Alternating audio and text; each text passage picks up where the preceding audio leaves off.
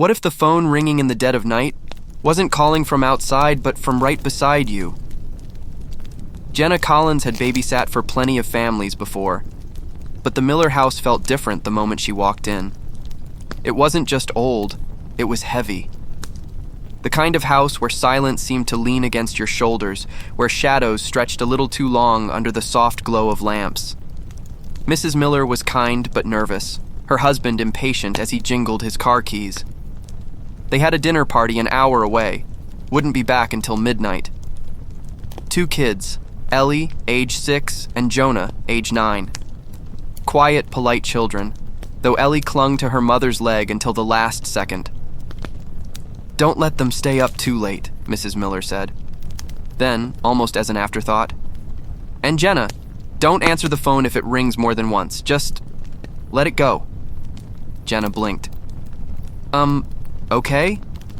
Mr. Miller rolled his eyes. "Superstition. This old house has a second line that hasn't worked in decades. Sometimes it rings, some crossed wires or whatever. Nothing to worry about." They left. The lock clicked behind them. Jenna made popcorn, let the kids pick a movie, and tried to ignore the way the wind whistled faintly through the attic beams. By 9 Kwon, Jonah had fallen asleep on the couch. Jenna carried Ellie upstairs, tucked her into bed, and returned to the living room. That was when the phone rang. The sharp, shrill ring startled her, cutting through the stillness. Jenna picked up. "Hello?" At first, silence. Then a low, static-laced whisper. "Check the children." Jenna froze. "Excuse me?" Click. The line went dead. She stood there, heart hammering. Probably a prank. Maybe the Millers had some nosy neighbors. She set the phone back down, muttered to herself, and sank into the couch.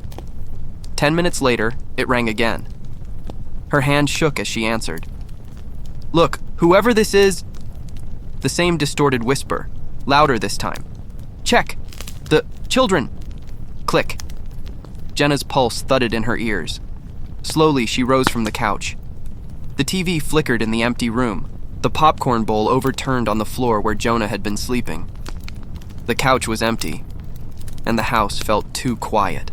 The couch cushions were still warm where Jonah had been lying just minutes earlier. Jenna's eyes darted across the room, the flickering glow of the TV casting jittery shadows along the walls. The blanket he had curled beneath was rumpled, tossed aside, as if he had slipped out quietly, or been pulled. Her throat tightened. "Jonah?" Her voice cracked in the silence. No answer. She stood, every nerve in her body taut.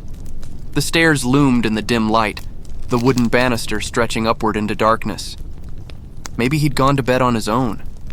That would make sense. He was old enough. Maybe he didn't want to admit he'd fallen asleep downstairs. But why hadn't she heard the stairs creak? The phone on the table seemed to hum with residual energy, as though waiting for her hand again. She forced herself to look away from it. "Jonah?" She tried again, louder this time, her voice trembling as she stepped toward the hall. The house answered with silence. The upstairs hallway smelled faintly of cedar and dust, the kind of lingering scent that clung to old furniture. One dim lamp glowed at the end of the corridor, its light buzzing faintly as though it too were nervous. Jenna eased open the first door, Ellie's room. The little girl lay still in her bed, curled around her stuffed rabbit, breathing softly. Relief washed through Jenna for a moment. At least Ellie was safe. She tucked the blanket more firmly around her before easing the door shut again. But Jonah's room was next. The door stood open. She hesitated in the threshold. The room was small, a boy's space filled with baseball posters and shelves of dinosaur figurines. The bed was empty, covers neat as though untouched. A faint draft lifted the curtains at the window. Jenna's stomach dropped. A sound pricked the silence. Faint, muffled, from downstairs. Her breath hitched as she turned sharply. The noise was subtle, like a shuffle of feet against the wooden floor, or perhaps the whisper of something being dragged. Jenna hurried back down, her footsteps careful despite the pounding in her chest. At the bottom of the staircase, she stopped cold. The living room was dark. She had left the TV on, hadn't she? The screen was black now, reflecting only her pale outline. The popcorn bowl was gone. And then, ring. The phone split the silence with its shrill cry. Jenna jumped, her body jerking toward it. Her fingers shook as she grabbed the receiver, pressing it to her ear. "Jonah, if this is you, stop it. This isn't funny." The whisper returned, jagged with static but unmistakably deliberate. "You didn't check all the children." Her knees weakened. What do you mean?" The voice hissed, low and slow, as though savoring her fear. "Look closer." Click. The line went dead again. Jenna's breath came in quick, sharp bursts. She stared at the receiver in her hand, the silence pressing in like a weight. Then her gaze lifted to the hallway mirror opposite the staircase. Her reflection stood frozen, wide-eyed, but behind her, something moved. Something small. She spun around. The hallway was empty. Her chest tightened as her eyes swept across the house. She couldn't shake the feeling that the shadows had grown deeper, heavier, as though the house itself were holding its breath. She forced herself to move, to check every room one by one. The kitchen, dark except for the hum of the refrigerator. The dining room, its long table stretching like an empty stage. The back door, locked. But when she stepped into the laundry room, her breath stopped. The popcorn bowl sat neatly on top of the washing machine, placed carefully, intentionally. Jenna staggered back, her hand flying to her mouth. Someone else was in the house. Her first thought was the children. She raced back toward the stairs, her heartbeat drumming in her ears. Halfway up, the phone rang again, its shriek echoing off the walls. She froze on the steps, torn between running to the kids or answering the call. It rang once, twice, a third time. Her body moved before her mind decided. She dashed back to the phone, snatching it up. "I swear, if you're in this house, I'll..." The whisper cut through her threat, calm and chilling. "Upstairs. Don't let her open her eyes." Jenna's blood ran cold. She whispered back, her voice barely audible. "Who are you?" A pause. Then, "I'm already inside." Click. Her hand trembled so hard she nearly dropped the receiver. And then, from upstairs, Ellie's small, wavering voice. "Jenna, there's someone in my room." Jenna's heart thudded against her ribs, so hard she feared Ellie might hear it from upstairs. The little girl's trembling voice echoed down the hall again, fragile, uncertain, but with enough fear to chill Jenna's veins. "Jenna, someone's in my room."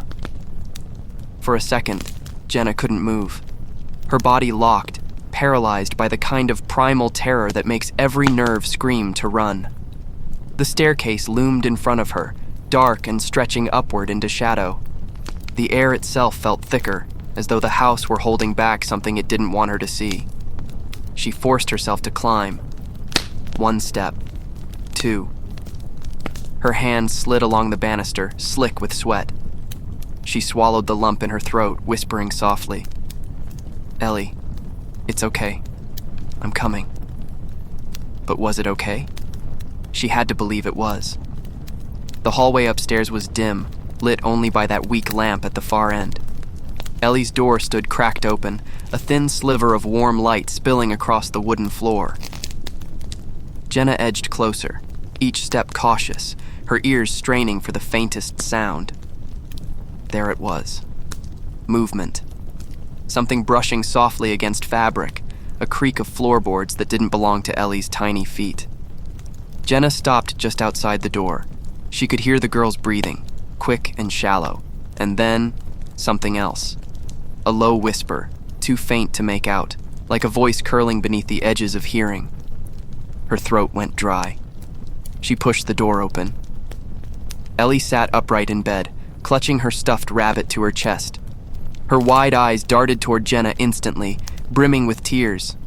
Relief spread across her face, but then her lips trembled, and she raised a small, shaking hand. She pointed toward the far corner of the room. Jenna followed the motion, and her stomach dropped. The corner was darker than it should have been, a patch of shadow thick and heavy despite the lamp beside Ellie's bed. Something about that darkness looked wrong, like a void pressed against the wallpaper, stretching upward almost to the ceiling. Jenna's voice caught in her throat. "Who's there?" Silence. But Ellie shook her head violently, her voice a quivering whisper. "He doesn't want you to see him." Jenna's skin crawled. She took one step forward, squinting into the black. The shadow seemed to pulse faintly, as if it breathed with the rhythm of something unseen. And then, just for an instant, 2 pinpricks of pale light glimmered within it, like eyes. Jenna staggered back, nearly tripping over herself. Her hand flew to the lamp on Ellie's nightstand. With a sharp twist, she shut it off, plunging the room into darkness, then snapped it back on. The corner was empty, just peeling wallpaper and a dresser half filled with toys. But Ellie's whisper cut the silence. He went into Jonah's room. Jenna's chest seized. She grabbed Ellie's hand, forcing a brave smile. "Stay here. Don't move. Don't open the door for anyone but me, okay?" Ellie nodded, her tears spilling over. Jenna eased into the hallway again, her legs trembling as though they could give out at any second. Jonah's door was just across the hall, cracked open an inch wider than before. A faint draft slipped through, carrying with it a smell she couldn't place. Musty, metallic, like wet iron and old wood. Her voice came out small. "Jonah?" The door creaked as she pushed it open. The room was dark, curtains swaying with the wind. She stepped inside cautiously, eyes darting around. The bed was still empty, untouched. Jonah wasn't there. But the smell was stronger now, curling into her nostrils, making her stomach tighten. Then she noticed it, the closet door. It stood slightly ajar, black as a pit inside. Something about it radiated wrongness, a heavy pull like gravity drawing her eyes toward it. Her pulse thundered as she reached for the knob. The metal felt icy against her palm. Slowly, she pulled the door wider. The phone rang downstairs. Its shriek pierced the silence, making her jump so violently that the closet door swung open fully. Jenna braced herself, half expecting something to leap out. But the closet was empty. Just hangers, clothes, and boxes stacked neatly on the floor. Yet the smell lingered. And then, drifting faintly through the air vents, Jonah's voice. "Help me!" Jenna bolted from the room, racing down the stairs. The phone wailed again, echoing off the walls. She snatched it up, breathless, nearly screaming into the receiver. "Where is he? Where's Jonah?" Static crackled, then that same whisper, calm, deliberate. "Check the basement." Her blood iced over. She hadn't even realized the house had a basement. Her grip tightened on the phone. "Who are you? What do you want from me?" The whisper paused, the static stretching unbearably. Then, in a voice lower, darker than before, it murmured, "I want you to remember." Click. The line went dead. Jenna stood frozen, the receiver heavy in her hand. The word echoed in her skull. Remember. But she had never been here before. She had never met these children before tonight. What could she possibly need to remember? Her gaze slid slowly toward the kitchen. Past it, a narrow door she hadn't noticed earlier waited, half hidden by shadows. The basement door. The narrow door in the kitchen looked harmless at first glance, painted the same pale cream as the cabinets around it. But Jenna couldn't shake the feeling that it had been waiting for her all along, hidden in plain sight until the caller's words had dragged it into focus. Her hand hovered just inches from the knob. The air around it was cooler, heavier, as if a draft seeped up from below. For a moment, she considered waking Ellie, grabbing her, and running straight out the front door. But the image of Jonah, his small voice pleading, "Help me," rooted her feet to the floor. She couldn't leave him down there. She gripped the knob, surprised at how cold it felt, as though the metal hadn't been touched in decades. The hinges groaned when she turned it, loud enough to echo through the silent house. A narrow flight of wooden steps descended into darkness. No light switch she could see, just shadow swallowing each step. Her phone buzzed in her pocket, nearly making her drop the knob. Pulling it out, she saw a notification she didn't expect. Line in use. Second connection active. She stared, her stomach clenching. The Millers had told her that second line hadn't worked in decades.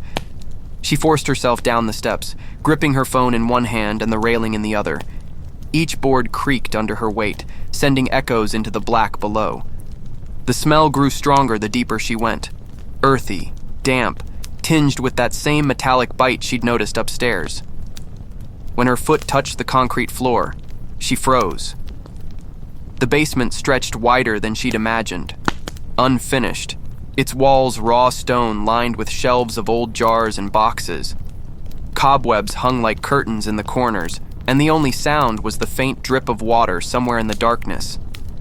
Jenna's phone light cut through the gloom, the narrow beam trembling with her hand. She swept it slowly across the room, shelves, crates, an old washing basin, until the light caught something that made her breath hitch. A second telephone. It sat on a small wooden table against the far wall coated in dust, a heavy black rotary model that looked like it hadn't rung since the 1970s. The cord dangled uselessly, severed halfway to the wall. Yet even as she stared at it, the dial began to spin on its own. One number, then another. Slowly, deliberately, as though an invisible hand worked it. Jenna stumbled back, clutching her phone like a lifeline. The static hissed from her receiver before she even raised it to her ear. "Jonah?" she whispered. The voice came low, guttural this time. Not Jonah, not human. "You're late. They're waiting." Her throat closed. "Who's waiting?" No answer. Just the slow, deliberate click of the rotary phone across the room finishing its number. And then, from the shadows behind her, bare feet on concrete. Jenna spun, her light slicing across the basement. Empty. Dust swirled in the beam, but no child, no figure, no one. Still, the footsteps had been unmistakable. She forced herself to breathe, to move. The beam of her phone slid across the wall and froze. There, carved into the stone, were scratch marks. Dozens of them, etched deep, as though clawed by fingernails. She stepped closer despite herself, the letters forming words scrawled over and over again in desperate, jagged strokes. "Don't answer, don't answer, don't answer!" Her pulse hammered as she traced the words with her eyes, the letters uneven, frantic. She staggered back, her foot knocking against something on the ground. Looking down, her light caught a small shoe. Jonah's sneaker. "Jenna!" The voice whispered so close she felt the breath against her ear. She whipped around, swinging her light wildly, but no one was there. Her phone buzzed again. Another notification. "Call for you. Line 2. She didn't want to answer. Every part of her screamed to throw the phone and run. But Jonah's shoe sat at her feet, and her hand moved almost without her will. She lifted the phone to her ear, static. Then, faintly, Jonah's voice. "Help me, please. It's so dark." Her knees weakened. "Jonah, where are you?" The voice trembled, small and broken. He said you'd remember. Why don't you remember?" Jenna's breath stuttered. Her head spun. What was she supposed to remember? She had never been in this house, never seen these children before tonight. And yet, why did the basement feel like deja vu? The rotary phone across the room began to ring. Not Jenna's cell, the old dust-choked relic on the table. Its shrill cry echoed off the stone walls, impossible, deafening. Jenna's hand shook as she raised her light toward it. The phone was ringing, and the receiver was slowly lifting off the cradle, by itself. The house had grown unbearably still, as if even the walls were holding their breath. Sarah's hands trembled as she clutched the phone receiver, her ear pressed against the cold plastic. The line hissed softly, faint static whispering like a restless ghost. No one spoke this time. Only silence, Long, suffocating silence that pressed down on her chest until she could hardly breathe. She was about to slam the phone down when she heard it. The faintest sound of breathing on the other end. It wasn't hurried or panicked. It was steady, deliberate, like someone standing just close enough to let her know they were there. She slowly lowered the receiver back into its cradle, her entire body shivering despite the warm hum of the furnace. The children were asleep upstairs, or at least she thought they were. But in her gut, Sarah knew she wasn't alone. Not truly. Every creak of the floorboards sounded sharper now. Every groan of the pipes felt like footsteps shifting in the shadows. She tried to calm herself, whispering, "You're imagining this. It's just nerves." But the words did nothing. They floated into the air and dissolved, leaving her as vulnerable as ever. Desperate to distract herself, she wandered into the kitchen. The clock above the stove blinked 12:43 a.m. in dim green digits. She poured a glass of water, though her hand shook so badly she spilled half of it onto the counter. She lifted it to her lips but stopped short when she caught sight of her reflection in the dark kitchen window. For a split second, she thought she saw someone standing just behind her shoulder in the glass, a tall, featureless silhouette. She spun around so quickly the glass slipped from her hand, shattering against the tiled floor. No one was there. Only the empty kitchen. Only her ragged breathing. Sarah pressed her back against the counter, her pulse hammering in her throat. That's when she heard it again. The soft chime of the upstairs phone ringing. It was impossible. The police had told her the line was disconnected decades ago, cut off before she had even been born.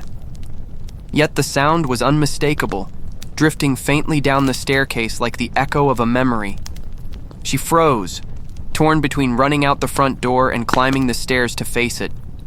But then she thought of the children, asleep just feet away from that room. Her protective instinct pushed her forward. She grabbed a flashlight from the drawer and flicked it on, the beam cutting a narrow tunnel of light through the suffocating darkness. Each step up the staircase felt like it carried the weight of 1,000 unspoken warnings. The hallway stretched before her, long and quiet, the carpet muffling her footsteps. She paused outside the children's bedroom and cracked the door open. Both kids were curled beneath their blankets, breathing steadily, their faces peaceful and oblivious. She lingered there for a moment, just long enough to reassure herself they were safe. Then the phone rang again, closer this time as though it were right behind the wall. Sarah turned toward the end of the hall. The door to the old study stood slightly ajar. She knew that was where the second line had been decades ago, before the owners sealed the room shut after some incident no one in town seemed willing to talk about. Her hand tightened around the flashlight as she pushed the door open. The hinges groaned in protest, and a gust of air swept out, carrying the scent of dust, mildew, and something metallic beneath it all. The beam of her flashlight caught the outline of an old desk, buried beneath a tarp, and shelves stacked with yellowing books that looked untouched for years. In the far corner of the room, an ancient rotary phone sat on a small table. Its surface was covered in dust, but its receiver shook slightly against the cradle as if it had just been used. Her stomach lurched. The ringing stopped. Heart pounding, she approached the phone, each step echoing louder than the last. She reached out, fingers trembling, and touched the receiver. It was ice cold, so cold it burned her skin. She jerked her hand back, but the phone suddenly came to life, the rotary dial spinning on its own, clicking as invisible fingers pressed against it. Sarah staggered backward, the flashlight beam jerking across the room. Then, before her eyes, the phone lifted off the table. Slowly, deliberately. It hovered inches above the surface, as though an unseen presence was cradling it. The receiver dangled from the cord, swaying gently. And then, the voice returned. "Sarah?" Her name, whispered in a tone so low and guttural it didn't sound human. She could hear it both through the dangling receiver and directly in the room around her, like the walls themselves had spoken. Her skin prickled, and every instinct in her body screamed to run.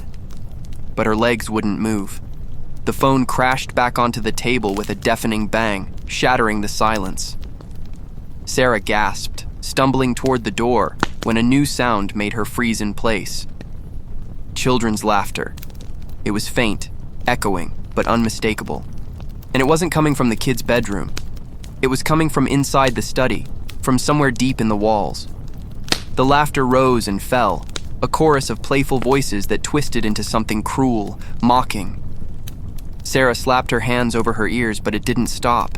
It was inside her head, inside her bones. The laughter cut off abruptly, leaving only silence once more. Then, from the shadows at the far corner of the room, she heard the sound of footsteps. Small, deliberate, like a child walking slowly toward her. Her flashlight beam quivered across the floor, catching the edge of something pale. A small bare foot stepped into the light.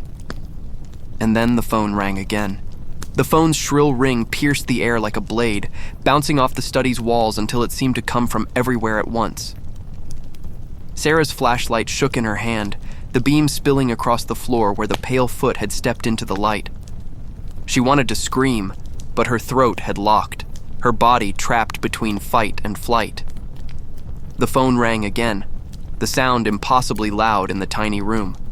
With trembling steps, she moved closer to the desk.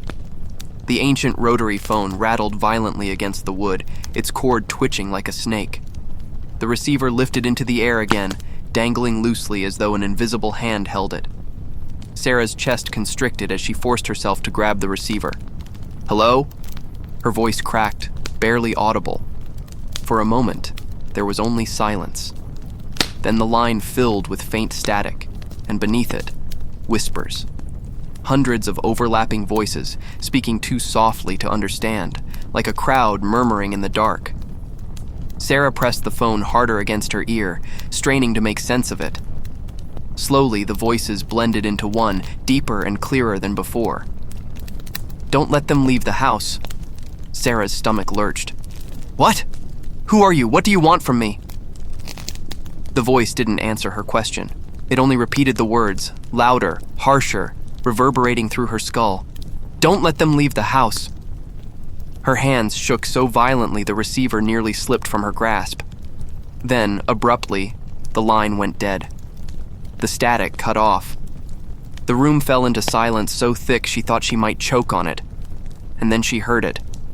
A giggle, high-pitched, playful, coming from behind her. Sarah spun around, the flashlight beam cutting across the study. The corner where she had seen the foot was now empty, but the sound of tiny footsteps pattered across the floorboards, circling her, moving too fast for her to track. She stumbled back against the desk, her flashlight trembling wildly. The footsteps stopped, directly in front of her. Her flashlight beam caught them, two children, standing in the middle of the study. But they weren't the kids she had tucked into bed.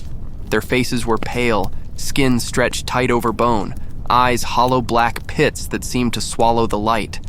Their mouths curled into wide, unnatural smiles, teeth sharp and jagged. "Who are you?" Sarah whispered, her voice shaking. The children spoke in unison, their voices echoing unnaturally, as if more than two mouths were speaking at once. "We're the ones they forgot. The ones who never left." Before Sarah could move, the old phone rang again, shrill and deafening. The children tilted their heads toward the sound. Slowly, as though obeying some silent command, they stepped backward into the shadows. Their forms dissolved like smoke, leaving only the faint echo of their laughter behind. Sarah's pulse thundered in her ears as she turned back to the desk. The phone continued to ring. Her gut told her not to answer, but her hand lifted anyway, as though compelled by some force stronger than fear. She pressed the receiver to her ear. This time, the voice was not distant. It was sharp, clear, and right beside her. "Sarah, you shouldn't have come here." Her heart seized. "What do you mean?" The voice laughed, a hollow, rasping sound that seemed to come from both the phone and the walls of the house itself. "This house doesn't need babysitters. It needs keepers." Sarah's blood turned cold. "Keepers? They watch the children. They keep them safe. They make sure no one takes them away." Her eyes widened as the realization hit her. The phone hadn't been warning her about the children. It had been warning her for them. These weren't kids she was meant to protect. They were the ones binding her here, just as they had done with whoever had come before. Suddenly, from down the hall, she heard the sound of the living children's bedroom door creaking open. Sarah's heart leapt into her throat. She bolted from the study, flashlight beam jerking wildly as she sprinted down the hall. The kids she was supposed to be watching, real, warm, breathing children, were standing in the hallway, rubbing their eyes, confused and frightened. "Sarah, we heard noises," the little boy whispered. "Back in your room," Sarah hissed, pushing them inside, slamming the door shut behind her. She leaned against it, her chest heaving, but she knew it was useless. The house itself seemed alive now, vibrating with a low hum, the walls groaning and cracking as if something vast and ancient moved within them. The phone rang again. Not from the study this time, from the children's room. Sarah turned slowly. On the nightstand, beside the little girl's bed, sat another phone. An identical rotary phone, dustless and new as though it had been placed there only moments ago. Its shrill ring filled the room, rattling the air. The children stared at it, wide-eyed. "That wasn't there before," the girl whispered. Sarah stepped toward it, her body trembling so violently she thought she might collapse. She picked up the receiver, her heart thundering. The voice on the other end was calm now, cold, certain. "You've taken the call, Sarah. You're one of us now." She tried to scream, but no sound left her throat. The children stared at her, their eyes slowly darkening, pupils swallowing the whites until they looked just like the things in the study. Their smiles stretched unnaturally wide. Sarah dropped the phone, but the line didn't go dead. The ringing started again, louder, echoing from every room in the house, every wall, every corner. The sound consumed her until it was all she could hear. And then, with a final shudder, the house went still. Days later, when the parents returned, the house was quiet. The children were gone. So was Sarah. The only thing the police found was an old rotary phone sitting on the living room floor, its receiver dangling from the cord. When they pressed it to their ear, they swore they heard the faint sound of a young woman's voice, whispering over and over, "Don't let them leave the house. Don't let them leave."